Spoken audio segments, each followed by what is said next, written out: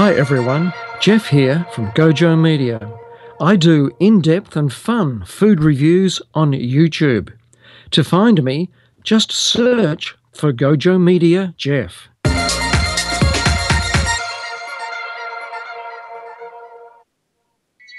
If you like new stuff before anybody else, if you like to keep your finger on the pulse, if you like the future and want to be in it, keep on listening because we'll start in a minute. Tech Webcast, the hosts and guests are unsurpassed. Tech Webcast, because technology it moves so fast. Tech Webcast, ha, stick around and you're gonna have a blast. Yeah, Tech Webcast, ha, ha. Tech Webcast. Let's go. Welcome to episode 342 of the Tech Webcast podcast, recorded on the 25th of July, 2015. Tech Webcast is recorded every Saturday at midday Melbourne time. Please rate us on iTunes and like us on Facebook.com/TechWebcast and follow us on Twitter at TechWebcast. Also be sure to download the Tech Webcast iPhone app. Your hosts today are Brad, Belinda, Jody, Jacob, Steve, and myself, Jennifer. And our special guest today is Trey White from 540. Hi, Brad. Hey, Jennifer. Welcome back. Thank you. I've really missed you guys. I'm sorry I've been out so much. So where have you been? Been away? I just got back from Orlando. I didn't get to see Jacob. I was there for work. Okay. I'm sorry, Jacob. Next time I go down, I'll definitely visit Jacob. And it was a good trip. We had a great trip. So. Yeah, definitely. It sounds good, Jen. And how's your week been? Very busy, very, very busy, and good stuff. I've been playing around with some new phones, and so it's been fun. But busy with the travel. I'm heading out to New York on Sunday as well, so it's a busy time right now. Yeah.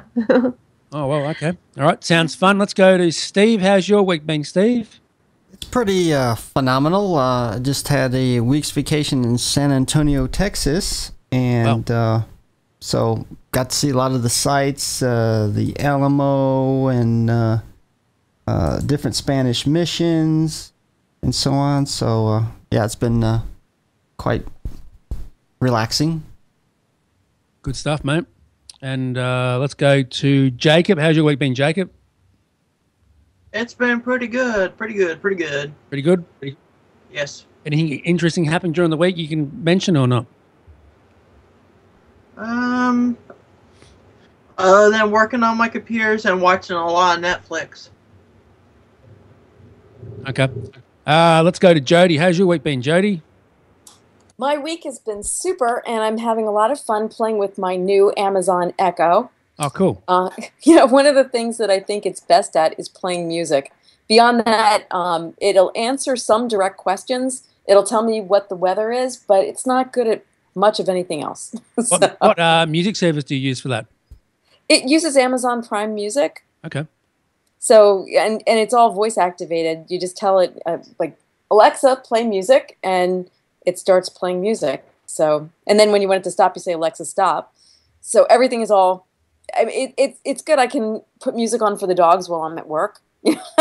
Cool. You know what's funny is one of my best friends has an Echo, and she absolutely loves it. But she has a 4-year-old daughter named Alexa. So it's, yes. So she always has to differentiate to the daughter, saying, no, I mean the Echo. Yeah. You can change the call name. So, I mean, that can be confusing. Oh, you can change it? I thought it was stuck at Alexa. Okay. No, I think there's like one other option. But, the funny thing is, I ask it direct questions. It answers some of them. Like, it'll tell me how tall Mount Kilimanjaro is. But if I ask it how to get from my house to Australia, it has no clue. And so very regimented in terms of the responses. I'm hoping that it's going to build a stronger repository. Even the jokes, Siri at least has some decent jokes. Yeah. Echo has very lame jokes. So So Hey, it's not Joe. quite where Siri or Google Now is yet, but it's at least it's something, I guess. You know, it's cool but because yeah. eventually it'll integrate with devices that operate in your house, like light bulbs and your heating system, and you can That would be voice cool. activate and command and have it do things. But I mean, right now I don't have anything that it integrates with other than, you know, and so I asked it what the newest movies are on Amazon Prime, and it can't answer that. You would think that that would be something they'd build into it. I don't know, but it does play Yeah, nice music. Hey, Joe. Cool. I got something to. Hey, do you know the Wayne's World reference? If you go ask it, "Party on Wayne," it will answer "Party on Garth." I think it's worth every penny just for that. Party on Wayne, party on Garth. That's awesome. I like that. Then Brian has a video of it up, and he asks it to open the pod bay doors, and it actually opens the pod bay doors. Oh, Cool okay. Easter eggs. Yeah, good information, Jake. Let's go to Belinda. How's your week been, Belinda? Yeah, pretty hectic. Just been working and also been watching a bit of the Tour de France. It's on nice one. SBS in Australia, and I also watched the International Champions Soccer. There's a few teams like Liverpool and that sort of thing in Australia, and as well they're playing in America against the New York Red Bulls and stuff like that. So it's been fun. Oh, yeah, cool. Yeah. Good stuff. All right. Yeah. Let's go to Trey White. How are you, Trey? Welcome, mate. Pretty good. How are you guys? I'm happy to be Good, here. Good to have you on. How's your week been, mate? Yeah, not too shabby. Most of the week was work, but last weekend I got to do a little traveling. Went down to see some family. So I'm over in DC, East Coast, but I have some family in the South. Made a pit stop in Atlanta. Went down to Alabama. They had a golf tournament, PGA golf tournament, and me and my dad volunteered. I got to be one of those guys that stands around the green with the "Quiet Please" sign up, so that was kind of fun. Cool. Neat. That sounds like a fun time. It's and that's a nice drive down, you know, from DC to, well, let's see, from DC to Atlanta, I guess that's a good 10 hours, right?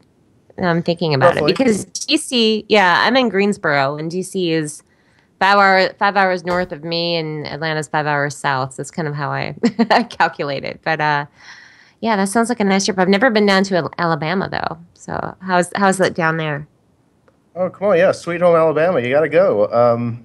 Nice people. What can I say? Yeah. But yeah, I would recommend it to anybody. Yeah. Cool. Why do I hear banjos playing? Yeah. Oh, no. Come on. No. It's not like that at all. Wow. Uh-huh. A Deliverance reference, right? No. Yeah.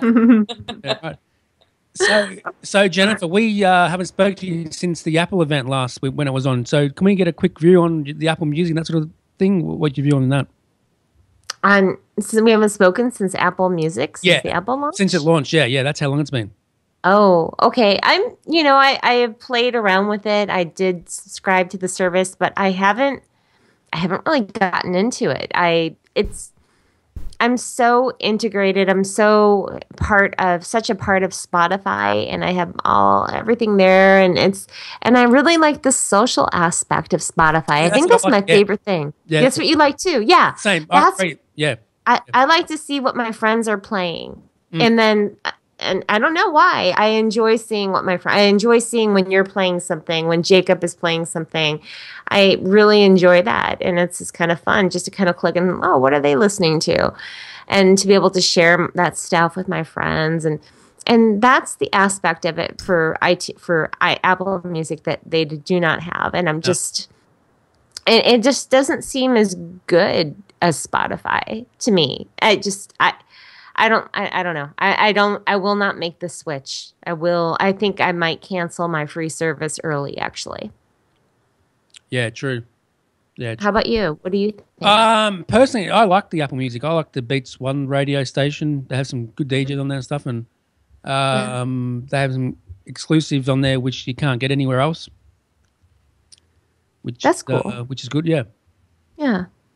That's cool. I mean, yeah, I guess if it offers something different, and maybe also to the people that were not subscribed to to a service like Spotify, perhaps that's the audience that they'll get with Apple Music, that are not in with Google Play or not using Amazon Prime Music, and which Amazon Prime Music is okay. It's still not as good as Spotify.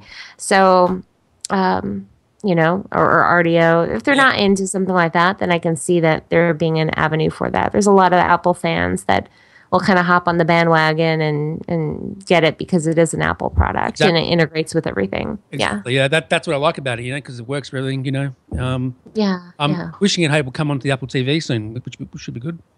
Yeah, I'm surprised it's not on there yet. Maybe it will be soon, maybe this fall. Hopefully soon, yeah. So, Blaine, you've moved to Apple Music for good, is that correct? You on Spotify for a while? Yeah, I've still got the free Spotify service, but I prefer the Apple Music because all my songs are already in iTunes, so yeah, true. Makes it a bit easier for me. And the only bit I miss is the social part where I can see what you guys are playing. Yeah, exactly. Yeah, I went on there yesterday for a little bit, and the audio quality is way better than Apple Music. I can notice the difference when I'm playing a song, Yeah. I don't know if you can or not. Oh, you mean with the equalizer option that you have? Yeah, I use that too. I know the quality on Spotify is fantastic. I do extreme quality and for the streaming and for the download and the equalizer settings. Yeah. I like the Beats one. That's really good. Yeah, that's great. That's my sort of music. So really? Except for that reggae one that a couple of weeks ago, there was this really heavy reggae one. Okay. I tuned into. Okay. I mentioned that last week, but Jennifer was. Jennifer wasn't here last week. No, she wasn't. No, she hasn't been here for a few weeks, actually. How long have you been away for, Jennifer? Nearly 4 weeks, something? It's been, I think, about 3 or 4 weeks, something like that. It's been too long. Yes. What about you, Trey? What music service do you use, real quick, mate? I'm a Spotify guy, and believe me, I'm kind of hooked on every other Apple product, and I decided not to even tempt myself and try Apple Music yet. I've got too many playlists, I think, set up, all my music already organized, so I'll probably stick around with Spotify for a while. Okay. All right. Cool, mate. All right, let's go to the news and we'll come back and have a chat with Trey afterwards. Here we go, the news.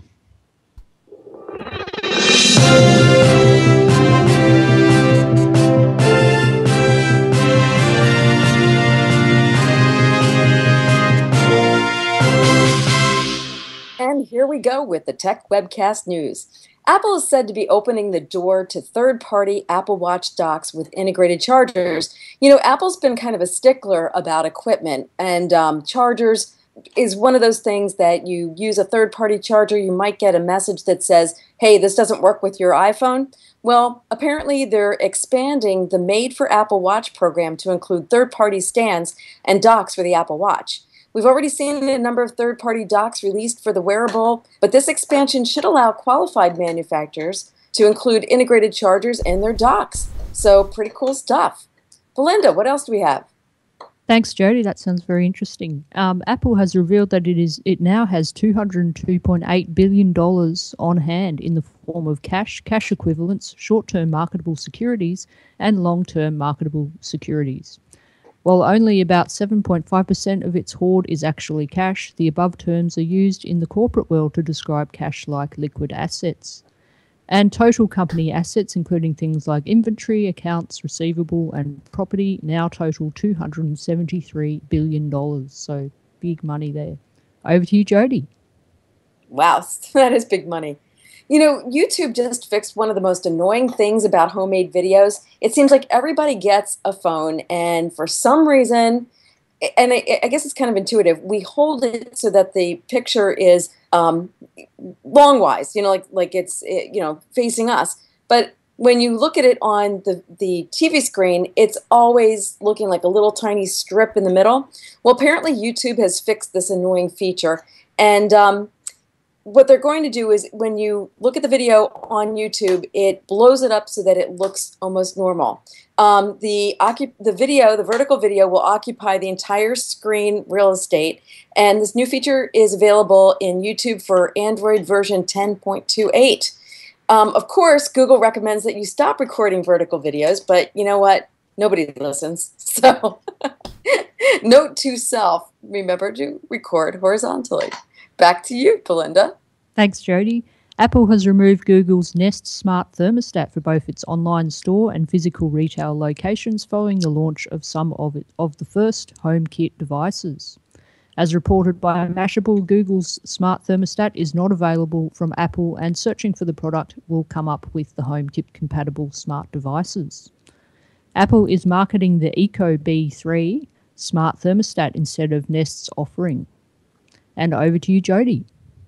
Okay, this must be something that gamers know about, but apparently Bethesda's Fallout Anthology Collection comes in a mini nuke case. Cool! Okay, if you're a big fan of Bethesda's Fallout franchise or you just like collecting things, you're soon going to be able to nab a nuke. Of course, it's not a real one, but it's a miniature bomb case complete with sound. I can't imagine. I guess it explodes. It houses all of the Fallout titles for PC that have been released to date. So you may have noticed that the upcoming Fallout 4 isn't on the list. You have to purchase that separately when it arrives in November. Okay, I don't know anything about this game, but apparently Bethesda didn't mention a price in their blog post, but Best Buy has a pre-order page, and the set is listed at 50 buckaroonies. Back to you, Belinda. Thanks, Jody. Google has been adding plenty of changes and tweaks to YouTube across numerous updates, some of which have been behind the scenes or more under the hood changes, like the support for 360-degree videos and 60 frames per second or FPS videos and live streams. In the latest update, Google brings a more visibly noticeable change with a fairly substantial redesign of the UI aimed at making navigation for your videos and channel subscriptions much easier. So that sounds good. And that's all for the news. Back to you, Brad. All right. Well done, Belinda and Jody, for reading the news. Well, so well. Thank you, Brad. Good job. You should be on TV. Let's go to... You got a face made for radio. Jacob, let's go to you first, mate. And what's your view on them stories? Because I know you put most of them in. Yeah, the YouTube, I'm going to say, thank God they fixed that. Because whenever I try to send a video to you, it's lopsided. What video? No, you know, like I go out and record with my mom's phone. Oh, yeah, it does. Yeah, that's really... Vertical video? Because you're recording it wrong. Yeah. You're doing it Yeah, wrong. you're probably holding it wrong. Not holding it sideways, probably. Don't hold it that way. My mom's phone doesn't support that. Well, it's an Android. Yeah, it's her phone's sitting right next to me. Maybe. Really? It is. Is it a good move, you having the phone there? I'm charging it for her. Oh, okay. All right. What else, Jacob? The nuke. Oh my. But probably someone out there that'll probably be real dumb and try to turn it into a real one. When you agree with that, Brad? Yeah, I do. Yeah. Because it's got enough room for it. Yeah, definitely, mate. Oh, and did we talk? Speaking of Apple, did we talk about the TiVo getting Apple AirPlay? Yeah, we talked about it last week. You didn't say much about it. Jennifer, what's your view on that? Have you tried that out yet? About the TiVo and the Apple AirPlay? No, I don't have any need to put my TiVo content on my Apple. Is that what they're talking about? Or is it the other way around where you have an Apple items and you can stream it over to your TiVo? No, that's the other way around. You can AirPlay stuff from your iPad with the TiVo app. AirPlay things from your iPad to the TiVo. Yes. No, to the iPad. That's how that. To the Apple TV. Oh, to the Apple TV. Yep. So AirPlay things from your TiVo to the Apple TV. Yes, that's correct. Right. Why would I want to do that?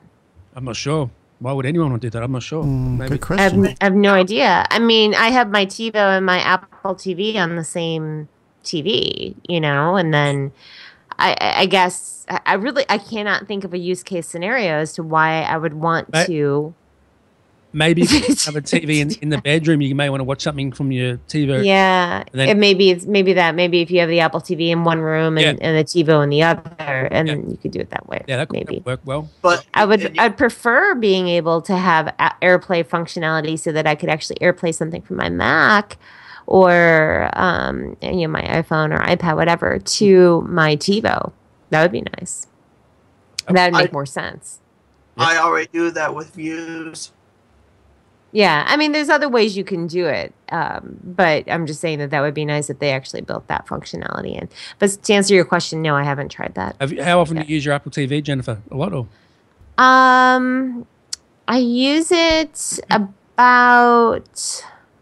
I was using it a lot as of late, but then over the past few weeks, I've been so busy that I haven't watched that much TV for about the past month. I've only watched just a little bit. So, but before that, I was using it a lot. So, all right, cool. Yeah. All right, Jacob, any other views, mate? That'll be all, Brad. All right, mate. Steve, what about you? It's mainly just one story on the vertical video. The Bane I don't know. I don't like it at all. It's just hard to watch.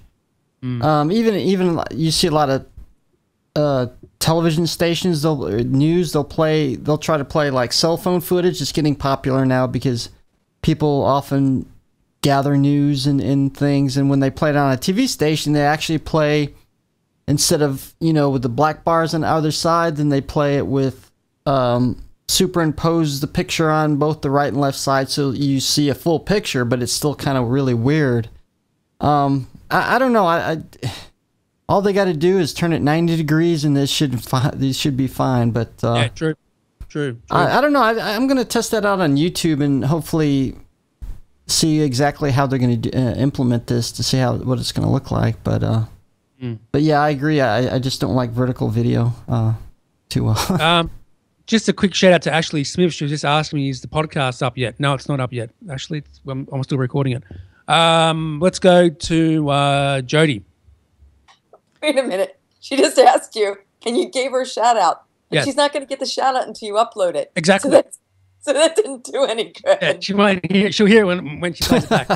Yeah. My goodness. I'm sure that'll be timely. Yeah.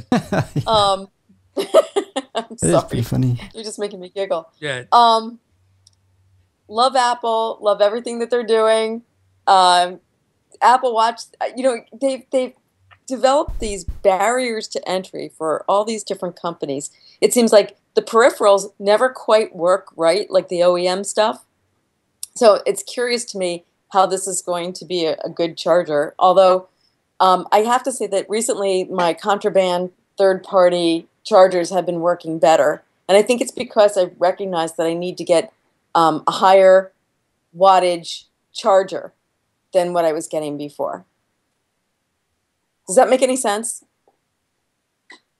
Yeah, in some ways, yeah. I mean, like some of the chargers, the people they get shocked with using the Chinese versions. Yeah, it depends on who makes it, what company, and all that. But you ever plug in your iPhone and you get the message and it says this is not a certified cord or whatever, and therefore it's not going to work correctly. I mean, I've bought cords and tried plugging my iPhone in, and it won't sync data. Are they original cables, Jody, from Apple? No, I'm saying like the third-party type ones that I've gotten. Right. So, yeah, and it doesn't really matter what you pay for them, if you pay a lot or you pay a little. I mean, Apple initially was incredibly expensive. So, the number of cords that I go through in a given week because they go missing, they get borrowed, and you never see them again. So it's become kind of a disposable commodity. But in any case, if you have to look for the things that say that they're OEM certified. Otherwise, you don't even waste your money. It doesn't matter how cheap it is; it's not going to work correctly. But so that to me was kind of an interesting part of the story that wasn't really said. In that they're allowing third-party developers to create those iWatch, which is not called an iWatch, just called a watch, chargers and stands. So it's just like opening up the floodgates a little bit. But what I've discovered in terms of chargers is that there are different power outputs. So if you have an iPad and you have an iPhone, they have different requirements. I think you have to have 1.4 for the iPad, and you can get away with a 1.1 for your iPhone.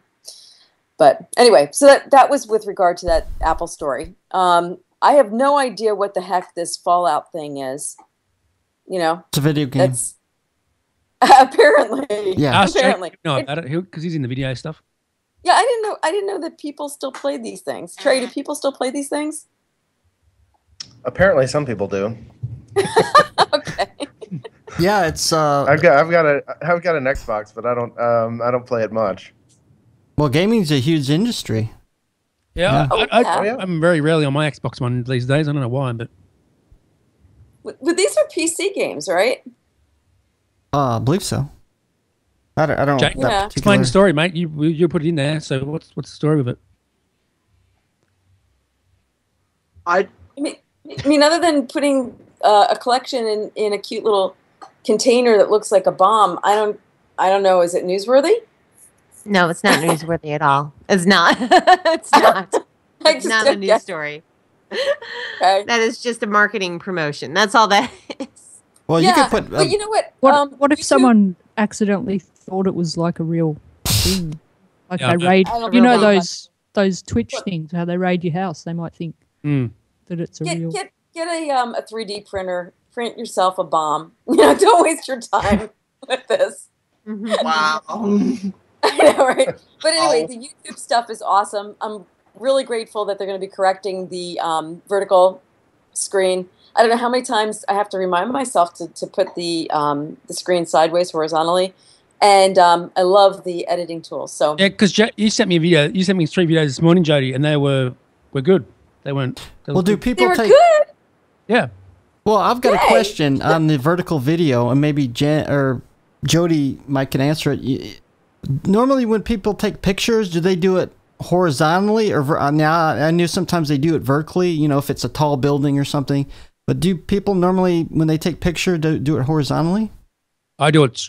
I hold my phone straight up. That's the way I do it. Well, you know what's funny when you think about it, right? The phone, you orient it so that it's vertical. But when you have a TV screen, the orientation is horizontal. You don't have a vertical TV screen, right? So, and I don't know why we do this, but we tend to take pictures with our iPhone or Android or whatever in a vertical format. But when you're looking at it on the computer screen, it becomes a strip down the middle because the orientation is horizontal. It's just, I don't know. It's weird. I don't know why we do it, but we keep doing it. Yeah. Yeah, we do it. That's until the selfie stick came around, right? That's true. There we go. People are still doing it with the selfie. Well, do they have a Nice vertical selfie stick? I actually seen someone on Meerkat the other day using a selfie stick while she was walking. Oh, Yeah. no. Oh yeah. Yeah. I heard Disneyland are banning them or something. Yeah, that somebody Disneyland was. is Yeah, they banning have. selfie They stick, don't. They did. They Disney World. I was just at Disney World over a couple of days ago, and they have a ban on them. Yeah, Do they have signs up, Jen, when you go in?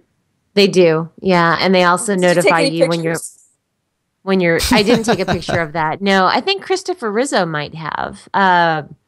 But they'll also tell you when you get out of your car, they make announcements to let you know that they're banned. Well, Selfie sticks. Contraband. We won't Wow. all right, let's go. It's interesting. Yeah. It is very interesting. Yeah. Let's go to Belinda. Belinda, what's your view on them stories? Yeah, speaking about the vertical thing that YouTube are fixing, I'm very glad of that because I hate it when I go on YouTube and watch a video and then it's the horizontal strip. I'm just like, you couldn't have just turned it horizontal because I know that it'll look stupid if it's vertical when you hold the camera. I always hold it horizontally because I know it'll be a much better quality video if you do that. But I noticed a problem with Meerkat is you can only do it vertical. You can't do horizontal videos. That's correct. So I think they should change that. Because when my Meerkat stuff goes onto YouTube, it looks absolutely terrible because it's all just vertical, and you can't change it. You can't change it round or anything like that. So Yeah, and also with the Apple profit, that is massive. Yeah, it is. Yeah, I heard a joke someone said the other day. They said Apple's making so much money that they should give some to Greece to help with their debt problem, because they're probably making more money than Greece at the moment. So yeah, so it's quite a lot of money. It is a lot of money. Yeah, that's Yeah. how good Apple products get sold. Yeah, So many. yeah, because it's kind of like world domination at the moment. Yep. So yeah, so that's all the views I had on those All right. stories. Good stuff. Well, let's go to Trey. What's your view on them stories, mate? Yeah, I'll chime in with a ditto on the YouTube comments, but I'll focus more on that Apple story with the $200 billion dollars in cash. That's outrageous, right? We covered it. That's actually one of the stories that we noticed for our Meerkat this week. We covered it a bit. Hidden underneath is that they also have roughly $50 billion of debt. Which that's pretty interesting too. Kind of wish I had a credit card that had $50 billion on it, but I don't. So yeah, I mean, I think if you think back a couple decades, you think of companies like IBM. Maybe they were always one of those that had a lot of cash. I don't think they ever had 200 billion though, right? I mean, this is getting pretty up there. Agreed. Agreed. Yes. What else want to say, Trey? Anything else, mate? No, I mean, what are they going to spend it on? I want to send them a letter and see if they want to buy out maybe 540. They could buy a lot with 200 billion. I think they must be prepping for some sort of acquisition, but that's just speculation. So no, but that's all I had. I think you guys covered it pretty well. All right. So Jay, explain that game a bit more, mate, before we go on to the guest. If you can. Well, Who? Me? I haven't played Who? the Or game. Jacob. Jacob. Did I say Jody or Jacob? I said Jacob. Jacob, explain that game, mate. It's just a classic I saw someone playing it shooting on game. YouTube. Okay. All right, It's just a classic shooter game. okay. I'm not sure why you put that story in there, mate. You know. Well, for the gamers. Yeah, for them. Yeah, okay. All right. So Fallout is different than Fallout Shelter. There's a thing called Fallout Shelter as well. I think so, yeah. Yeah, where they're in a bomb shelter and they have to survive. I think so. Let's go to the guest. Jacob, who's the guest today, mate? Trey White. Welcome, Trey White. How are you, mate? I'm good. What's up, guys? What's up? I'm really happy to be here. Just recording the podcast and chatting to you. Oh, I see. Chatting with you, mate. Tell us about what you do and the website. Yeah, sure. So,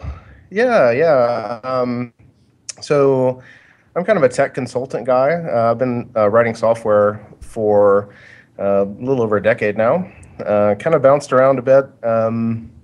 I've done tech consulting, software development for some big companies, for some Silicon Valley startups. But the last couple of years, I've really been focused on exerting some passion and energy into trying to help the U.S. government. So I've partnered up with one of my old bosses, actually, who has a new company. We're small. It's 540. You can find us at 540co, .co rather. Also Twitter, 540co. We're trying to change the way the U.S. government builds software. And maybe a little known fact for a lot of people, the U.S. government spends $192 billion a year, roughly, on IT services. So not quite as much as Apple has in cash, but close. Wow, that's a lot. But yeah, and so there's a lot of work to be done, right? So we focus a lot of our energy on the Department of Defense right now, but we're growing. So that's kind of what we do. Okay. Good stuff, mate. And you also use Meerkat as well. Tell us about what you do on Meerkat. Yeah, so kind of a neat idea that we've been working on. I think we're about 15 episodes in. Every Wednesday at 7 a.m. Eastern, we do 15 minutes to talk about tech in the federal government or general tech discussions. We kind of divide the time between some of the tech challenges or new techs that are out there around building software, but we also look at some of the opportunities that the federal government is putting out to see which ones are interesting. And there are a lot of cool ones out there. I mean, if you look at some of the ones, say, the Army recently we looked at putting out, there's a lot around robots. You know, there's 1.5 million software development, API, data problems that the government's trying to deal with, and those are the ones that we typically focus on. So we'll talk about those on our Meerkat, and I encourage everybody to join. I know it's early for the East Coasters, but it's worth it. Good stuff, mate. All right, Stephen. What time is the episode again? It's 7 a.m. 7 The idea a.m. was we would Eastern. Eastern time. Okay. Eastern, yep. I think the idea was we'd try to catch people as they're riding to work, but yeah. So yeah. All right. Join us then. Cool. Wednesdays. Very cool. On Wednesdays. Okay. Wednesday, Very yep, cool. yep. I've always watched it. Good show, mate. Let's go to Steve. Any questions for Trey, Steve? Yeah, there's some questions. When you're working with the, in particular, I guess the Department of Defense or the government in general, do you find they're kind of like clueless sometimes with software, or they're not quite up with the times, or do you often find yourself trying to get them up to speed? Because often you're being a developer, you're up into the latest trends, and do you find them like lagging behind, or? Yeah, I think I definitely wouldn't use the word clueless, but I think right now the way the government's set up is they don't have enough actual government employees that can handle the amount of work that's there, so they rely pretty heavily on contractors like us to get a lot of the work done. And so typically, and this is not exclusively the case, but a lot of the government employees are more functional, less technical. So I think you do find some challenges there, and I think typically I would say that the government is 5 years, 3 to 5 years roughly behind industry, maybe in the practices that they use, the tools, the technologies. It's just, you can think of the U.S. government as the biggest company in the country, basically, with the most bureaucracy, so things move slowly. And so I think we just try to affect change in little pockets. And it's kind of like turning the aircraft carrier, right? If you can turn it 1 degree, might not make a lot of difference in the short term, but a couple hours down the road, it's a big difference. Okay. Yeah, I didn't think to... It's very slow to change, so it does take a lot more time. Yeah, and so how did you actually get into that sector? Because usually it's pretty hard. You gotta, I think you mentioned before, there's like a lot of requirements, probably background checks and bevy of other things. Yeah. Yeah, and I mean, I don't think, for certain projects, it's not as hard. I mean, if you're going to go work on a project with, I don't know, Department of Commerce, or there are a lot of projects that don't require any sort of classification. If you're going to work within DoD, or you're going to work with one of the intel community agencies, that's obviously different. So I mean, you do have to go through some level of scrutiny, but it's mostly like. You would interview for a job with someone out in the private sector. There are plenty of consulting companies that are working with the government, and if that's something that interests you, turn to those companies and look at their open job recs, and it would be just like getting any other job. So we need a lot of help. So there are a lot of open positions. So if you're hearing this and interested, take a look. Mm-hmm. Okay. We have, by the way, we have some job openings at 540. Shameless plug. So if you go to 540.co, head to the job section. We have some as well. Actually, I was checking that out, but unfortunately, I don't qualify for anything. No, just kidding. But yeah, I did notice that on there for the get jobs. Yeah, you're looking for get jobs. Yep. Is that at the bottom of your website? It's kind of hidden, unfortunately. I was actually telling somebody this the other day. So if you go to the team members section, where we have our little Facebook pics, it's under there. Oh, okay. Gotcha. Yeah, and I see here our clients and oh yeah, the website is great. I agree. Yeah, I thought it was very descriptive and clear. And I applaud your tact, Trey. Or should I call you Toots? Okay. Or Toots, yeah. I go by Toots as well. So. Just and I know, Brad, you didn't call me yet, but I'm jumping in. Go ahead. Yep. Yeah, I mean, speaking about the government, public sector, when you think about the nuances of moving to any new technology, this is not a mechanism that happens quickly in public sector. There's so many levels of security that have to be maintained, and systems that were developed specifically for a certain application that you can't migrate agilely to a new platform. So, and I can also say that utilizing third-party suppliers or consultants is probably the best way for government to move forward, because you've got the flexibility, the agility, the expertise, and you can work with the legacy systems, and yet you're not restricted by the legacy systems. So I think it's a wonderful niche. I'm curious, Trey, tell me about your background and again, how you got involved in public sector or with public sector. Yeah, sure. So out of college, I did study software engineering. I immediately went to work on development, and we talk about.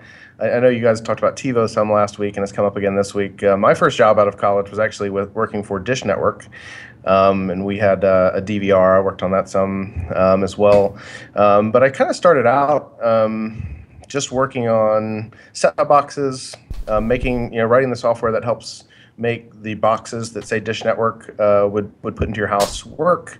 It was all right until I was given an opportunity to work on this app platform for Dish Network, which was basically a browser that was on the set-top box that allowed us and third-party developers to start building these mini apps, like a Facebook app or a weather app or games on the set-top box. And that was my first big professional foray into JavaScript development, dealing with APIs. And I've kind of been hooked on that ever since. I think one of the big tech trends over the last couple of years, and most of this has been driven by our mobility and the phones and apps that are app economy, is the use of APIs and how do we get data from one place to the other. Well, this is a very relevant topic for big business, and this is a relevant topic for the government, because the government has a lot of data. They have to figure out how they want to organize it. They have to figure out how they want to share it. And then how do you build things on top of it that help them make better decisions. So, having that passion for APIs, having that passion for data, as I started to look for some other opportunities, I landed one that happened to be, a project with the DoD, and I've kind of hopped around a couple times, but stayed within DoD. So I'm still doing it. It's still a lot of fun. And it's definitely still a challenge. But I think that's how I ended here, at least. I think that's brilliant. And what advice would you give to somebody who is going into, let's say, I don't know, do we even call it computer science anymore? Technology, different languages. I mean, what kind of advice would you give somebody?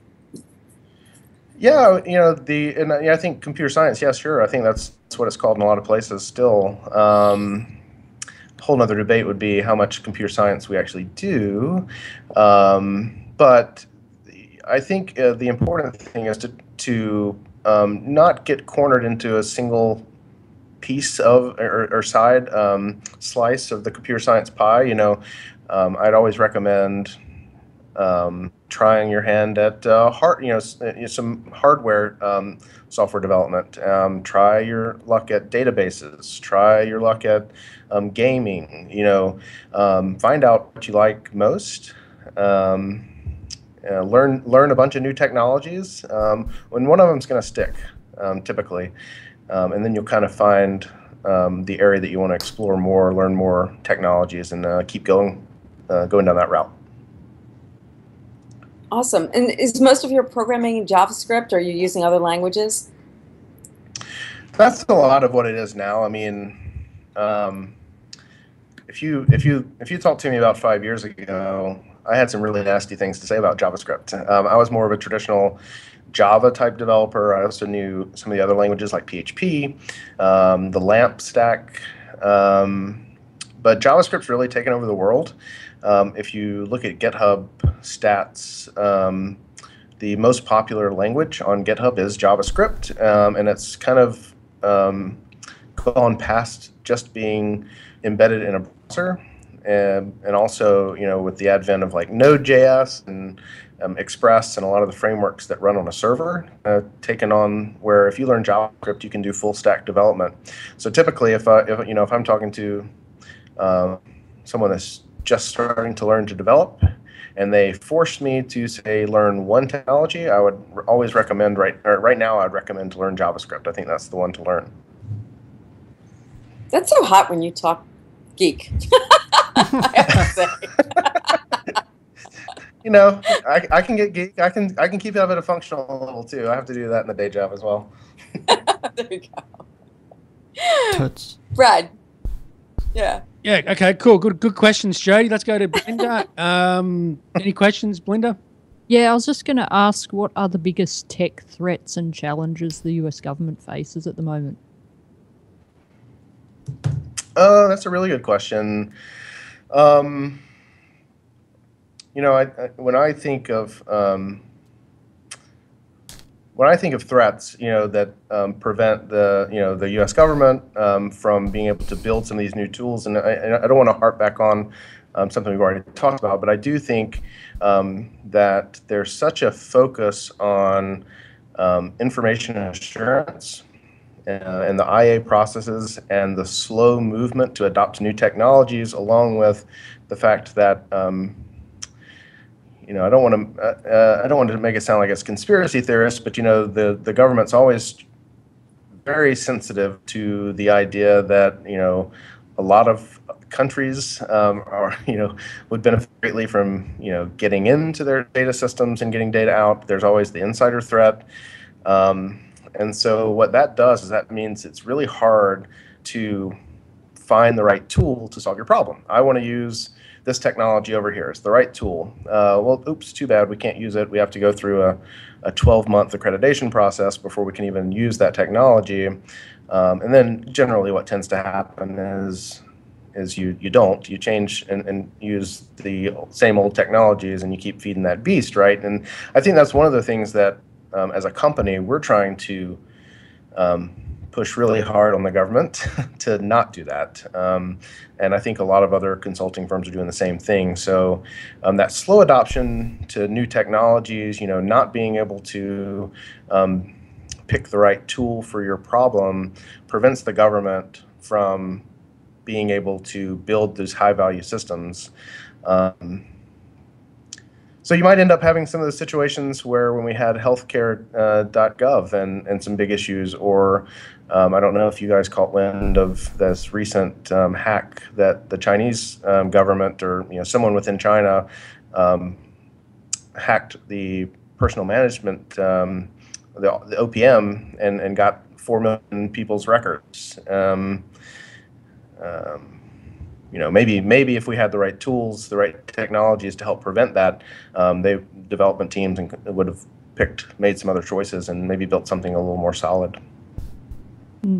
And also, I was just wondering if you have an opinion on internet service providers being forced by the government to provide metadata from their customers for security reasons, because that's what they're doing in Australia. I'm not sure if they're doing that in the US.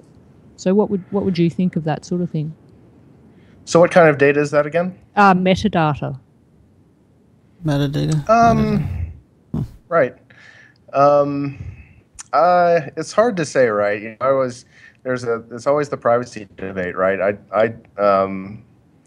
I would tend to always side on the fact that it's not the government's business to look there, to see what what we do when we're on the internet. Any sort of unknown, any sort of. I'm trying to balance between privacy and security. I typically lean on the privacy side. Yeah, because they've recently introduced that bill here in Australia, so they're going to be allowed to do that. It's so easy for, I think, the government to try to think that that's going to help. And there are a lot of threats out there, and I don't necessarily think governments do that to be Big Brother, but it too easily becomes something that can be abused. So to me, it's dangerous, and I would typically be against something like that. Yep, that's all the questions I had. All right, good questions. Belinda, let's go to Jacob real quick. Any questions, Jacob? Then we have to go to Jennifer. Not really.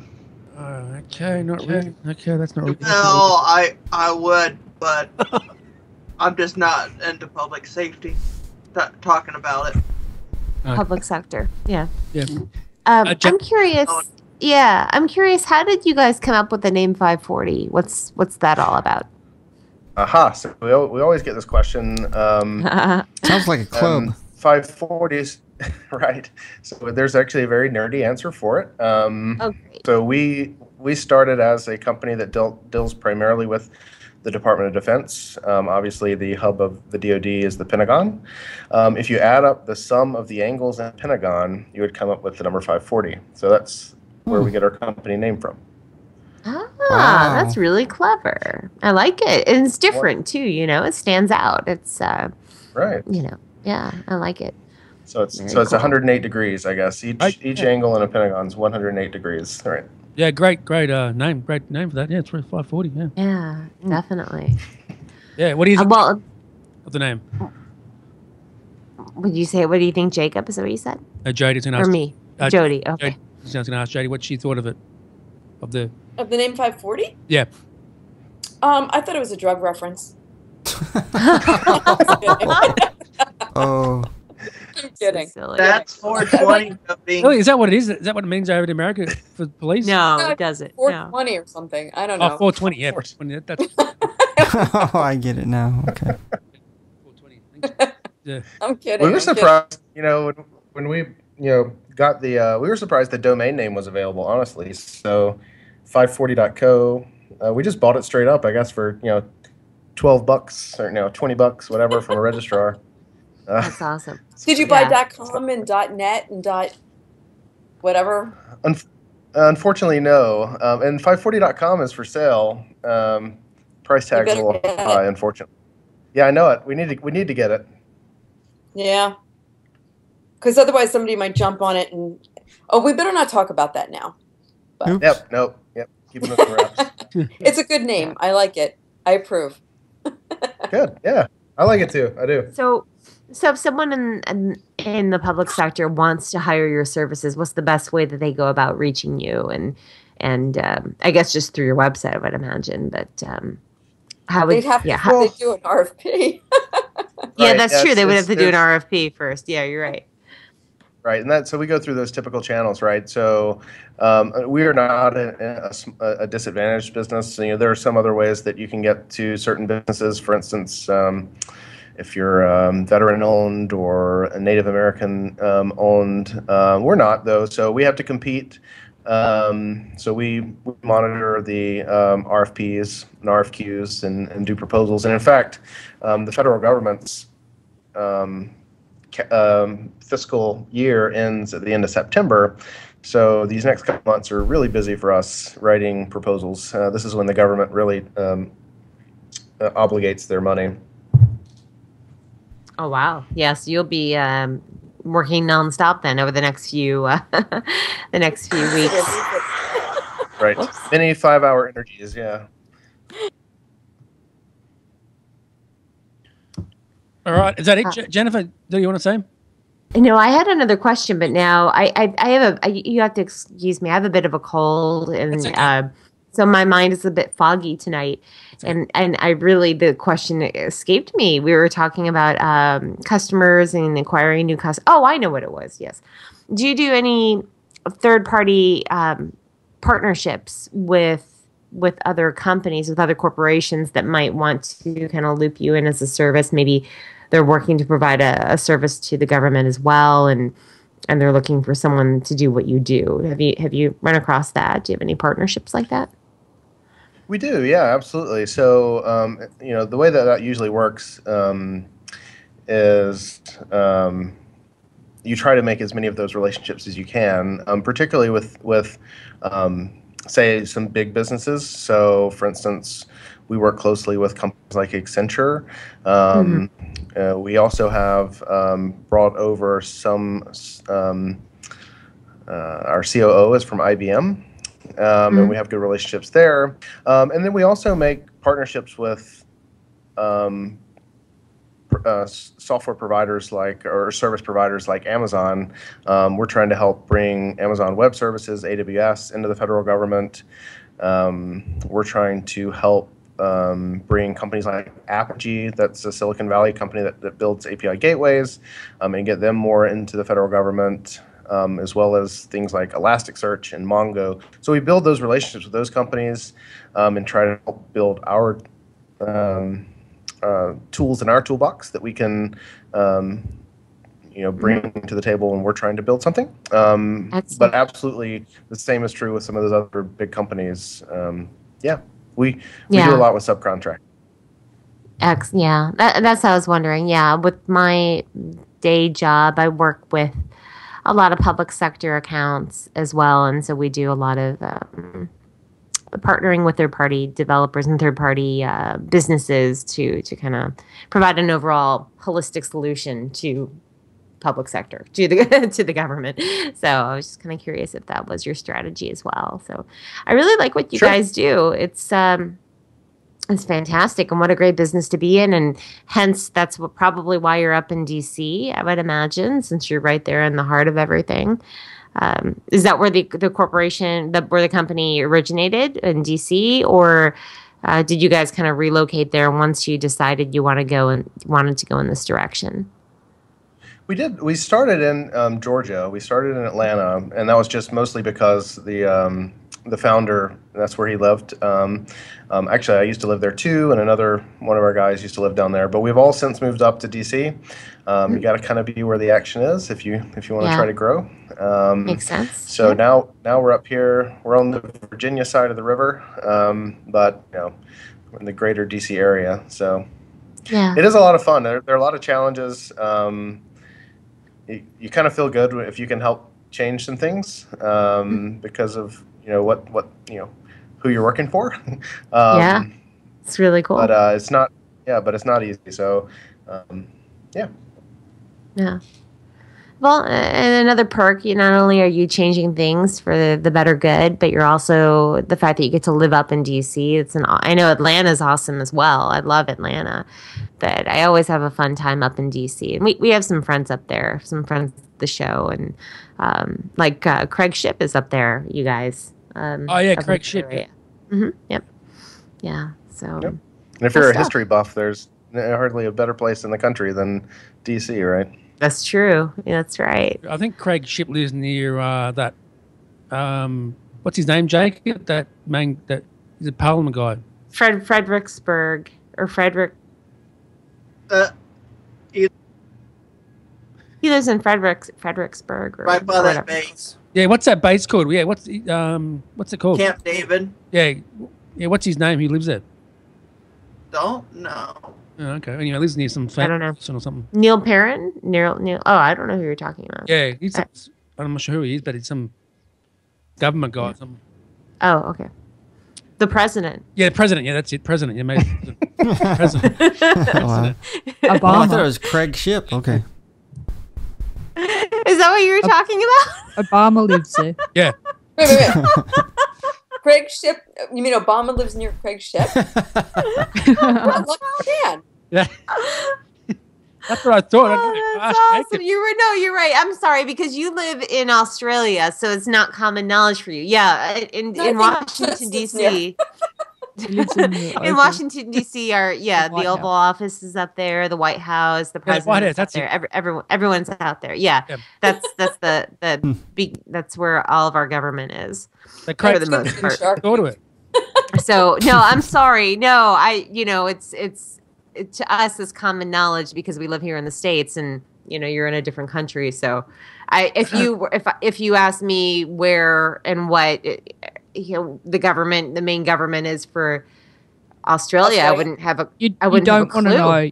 I don't know. You don't want to know who our government is. No, I would not have any idea. It's a national embarrassment. So yeah, it is what Belinda said. It is most people in Australia don't like the government that's here. So is there something like a White House out there? With, and what city is it in? It's in Canberra, which is the capital of Australia. Which is really it's in between Melbourne and Sydney. Okay. Yeah. So I think we need to do a road trip.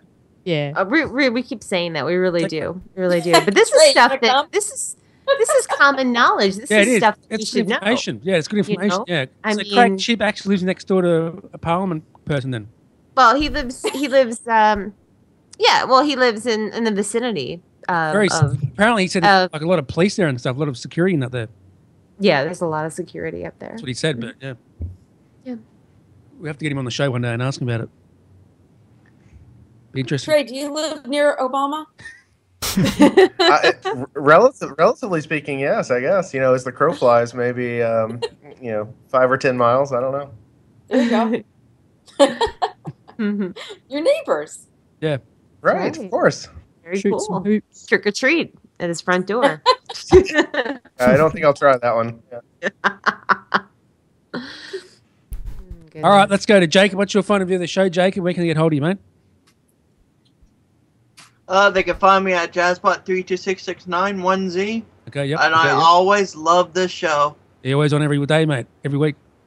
Yes, I do. All right. Yes, I am. You can get me on Twitter at Brad Ells and Tech Webcast. Good podcast as always. Belinda, where can they get you? Get hold of you. Yeah, it was a fantastic podcast. You can get me on Twitter at bdemi, and I'm also on YouTube. It's bdemi10, and it's Belinda's vlogs. Good stuff. Good stuff. Check that out. Good videos by Belinda. Let's go to Jody. What about you, Jody? What about me? What about you? What say? Well, first of all, I want to thank Toots for being on today.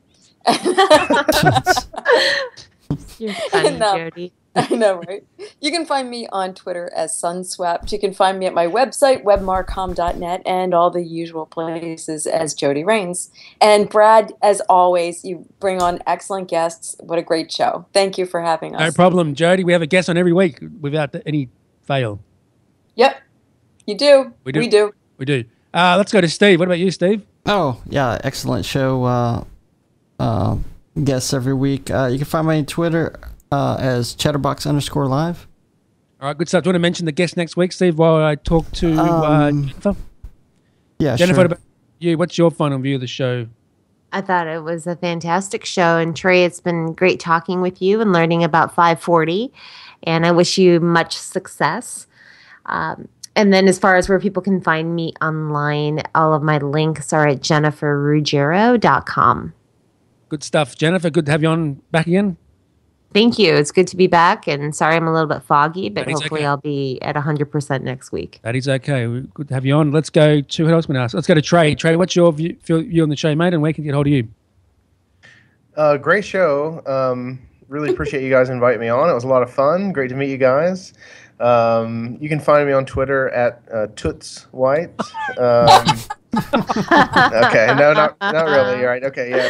You can find me on Twitter at Trey White, and then you can also go to treywhite.com. Check out 540.co, and certainly our Meerkat stream Wednesday mornings, 7 a.m. Eastern.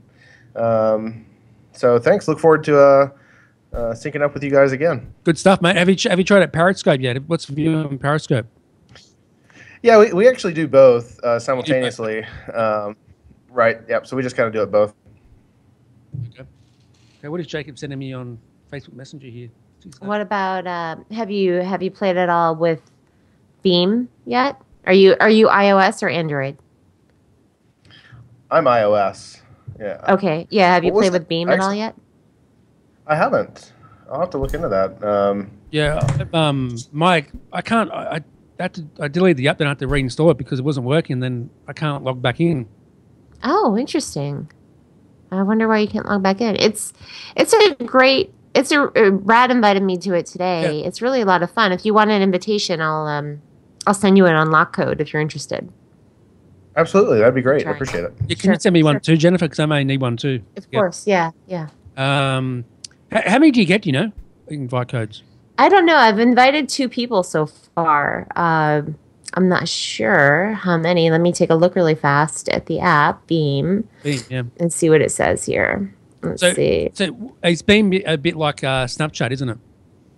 Yeah, it's kind of like Snapchat, except it's first person viewing or first person video. Yep.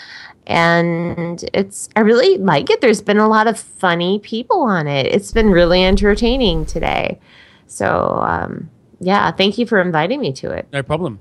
Enjoy. And so Jen, are we to come to understand that while you're supposed to be working, you're beaming? I was beaming while I was driving today. I'm not texting. I was just, all you do is you hold the phone up against your chest. What? And it will activate. Yeah, you tap it to your chest, or you put your finger on top of the camera, either or, and it will record. It will record like from the rear camera. For prime time here. From the back. From the rear. From the back camera. From the back camera. Really? Does it do the front one as well? No, not the front.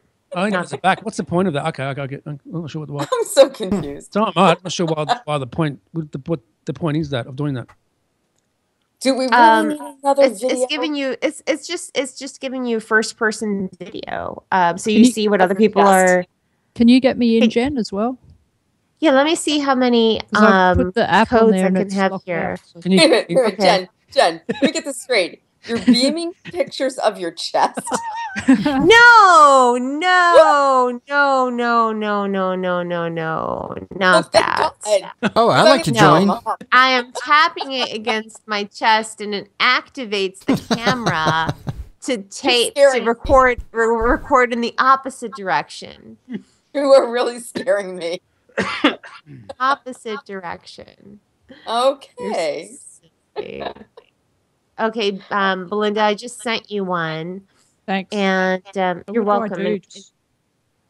Just click that link, and I think it will prompt you to download it. And okay, because I've already downloaded the app. Okay, yeah, then it will go ahead and open it within that app when you click the link. And then Trey, probably the best way for me to send it to you would be maybe Twitter. I guess I could send you a direct message on Twitter. So send it through Skype. Well, I'm doing a direct. Yeah, let me see if I can just copy it. Let's see, generate unlock no code. comments about Jennifer's chest, please. Okay, well we need to. There's nothing on there. Okay, yeah, okay, we need to. Steve, we can get hold of you, mate. I've already asked you. Or I think you asked about the guest for next week, which is Alice. Go ahead, Steve. What's the guest for next week? Yeah, mate? it's Alice. She's getting flustered. Zaslavsky from AliceInFrames.com. That's it. She's from Melbourne. Yes, she does. She's a cool chick. She's can't wait to talk to her. She's cool. It's not Alice in Chains. Just that's a great name. You should check out her Twitter name. Trey, I'm sending it to you right now in Skype. Trey, can you send me one too, Jody? Perfect. Thanks. That was Jennifer. Yes. Jennifer, you might as well just send it to everybody. Let me see how many I have. Let me try it again here. My username's BDemi. So. BDemi. Oh, I have no codes left today. Check back later, it says. Okay. Okay, well, that means that Belinda would have a code. Yes. Right now. Yeah, so, Belinda, can you unlock a code, generate an unlock code, and send it to Brad? Thank you, Belinda. How do I do that? You can just do it via iMessage. So that's about it. Do you want to say before we go, Jody, last words? I don't know if Trey was done. Trey? I'm all done. Yep. No more words. Poor Trey. No words. I'm so sorry. No more words. Sounds like a song. Okay. Jacob, you want to say anything before we go, mate? Later, Toots. Tech Webcast. The hosts and guests are unsurpassed.